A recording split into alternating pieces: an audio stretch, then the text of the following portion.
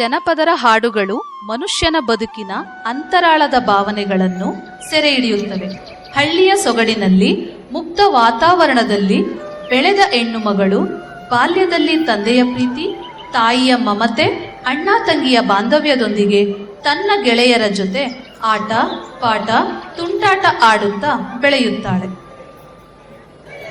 ಬಳೆ ಬಳೆ ಬಳೆ ಬಳೆ ಬಳೆ ಬಳೆ, ಕೆಂಪು ಬಳೆ ಹಸಿನ ಬಳೆ, ಕಪ್ಪು ಬಳೆ ಗೌರಿ ಬಳೆ, ಮಿನಮಿನ ಅಂತ ಮಿನುಗೋ ಬಳೆ, ಲಕಲಕ ಅಂತ ಹೊಳಿಯೋ ಬಳೆ, ಯಾವ್ದು ಬೇಕೋ ತಗೊಳ್ಳಿ, ಬನ್ರವ್ವ ಬನ್ನಿ, ಬನ್ರವ್ವ ಬನ್ನಿ.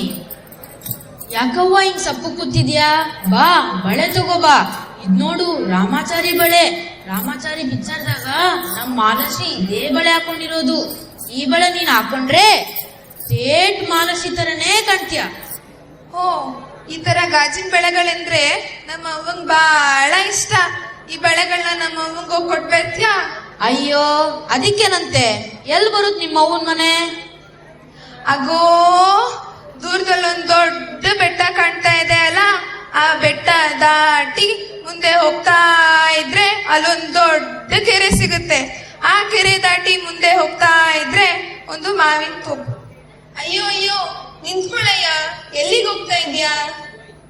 ಅಯ್ಯೋ, ನಂಗೆ ಯಾಕೋ ಹೊಟ್ಟೆ ತುಂಬಾ ತೊಳಸ್ದಂಗ್ ಆಗ್ತಿದೆ. ನಾನು ಸ್ವಲ್ಪ ಮನೆಗೆ ಹೋಗಿ ಆಮೇಲೆ ಬರ್ತೀನಿ.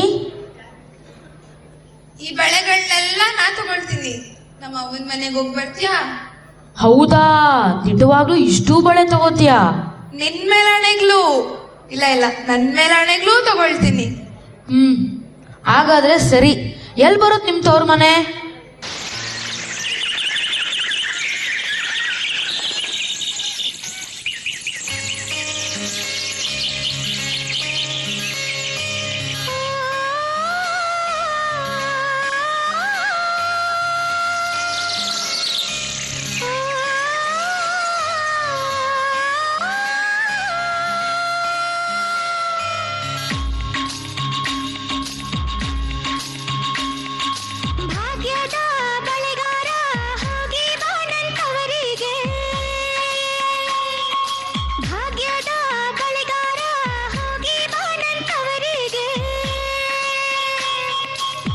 ನಿನ್ನ ತವರೂರ ನಾನೇನು ಬಲ್ಲೆನು, ನಿನ್ನ ತವರು